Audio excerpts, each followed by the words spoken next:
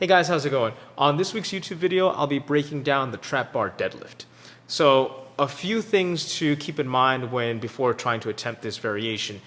You're going to want to make sure that you have a decent amount of internal rotation in both of your hips.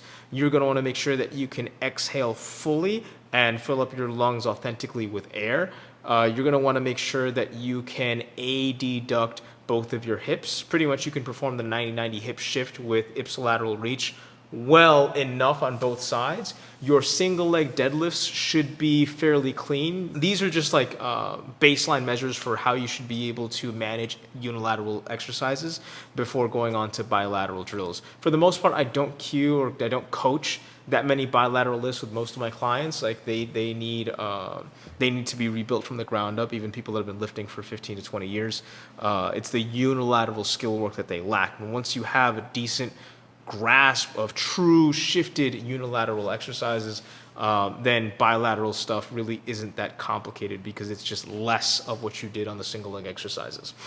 And by that I mean you're going to make sure that you have the positions in place so that you can take advantage of them when you actually do the trap bar deadlift. Okay, trap bar deadlift isn't something that you're just going to jump right into in the beginning. Having said all that, here's the breakdown. You're going to set up with your feet parallel. Shift your weight onto your heels using your hamstrings with that pedaling action that I discussed in some of my previous videos. Drive both of the balls of your feet into the ground. Supinate with posterior tib. If you want a breakdown for how to do that, I have a video that I've linked down in the description to this video. So now I have post tib, I have hamstrings. I'm going to try to adduct my legs together without moving my feet. So now I have adductors. I'm going to exhale.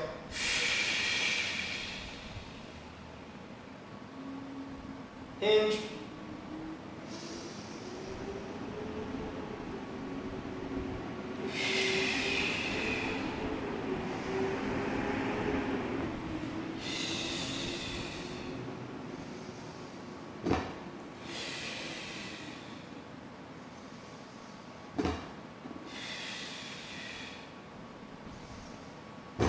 Notice that as I come up, I'm resisting the urge to extend and come up. I'm keeping my ribcage and my pelvis stacked on top of one another. And I'm primarily using hamstrings to get me hip extension. So what you're going to do is you're going to set up with your feet fairly narrow. Feet are parallel. From here, you're going to shift your weight onto your heels. Use your hamstrings to position your pelvis. So you can almost feel like you're pedaling your feet back just a little bit to get the hamstrings going. From here, you're going to drive the balls of your feet into the ground and begin supination with post tib. Exhale. Hinge.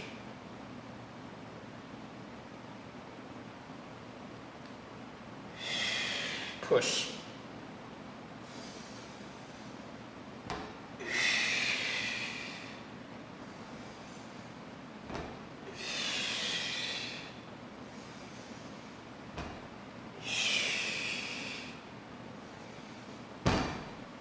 So a few things to notice while I was breaking down the trap bar deadlift. First thing is that I kept my feet fairly close together. I'm not looking for a wide base of support. I didn't turn my feet out. I did not cue to spread the floor as some coaches do, or to push the knees out, because those are cues that demonstrate a lack of understanding as to how to acquire the positions necessary for this exercise. And by that I mean is that these are people that don't understand or don't realize that a given person is lacking in hip internal rotation, and that is the main reason why they appear to have valgus collapse or that their hip abductors seem weak.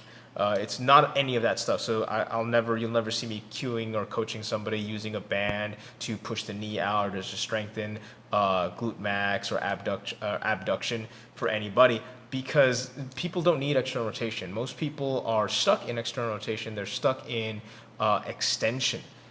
People need to manage internal rotation, which is what I was talking about in the beginning of the video. You need to have a healthy amount of that so that you don't need to fall back and rely on external rotation to manage this exercise.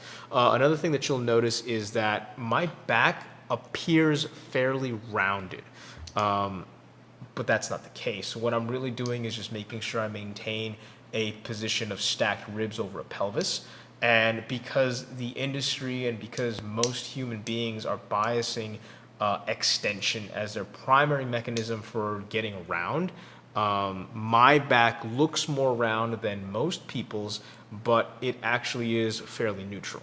I'm not slouching. I'm not just like using my back to get up off the ground. I was using my hamstrings a ton.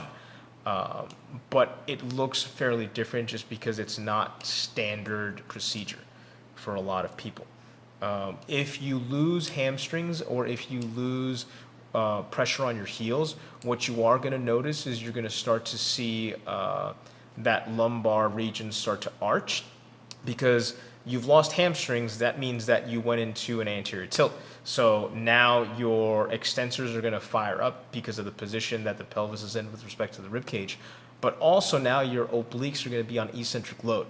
So your abs are not in an ideal position to help you transmit forces.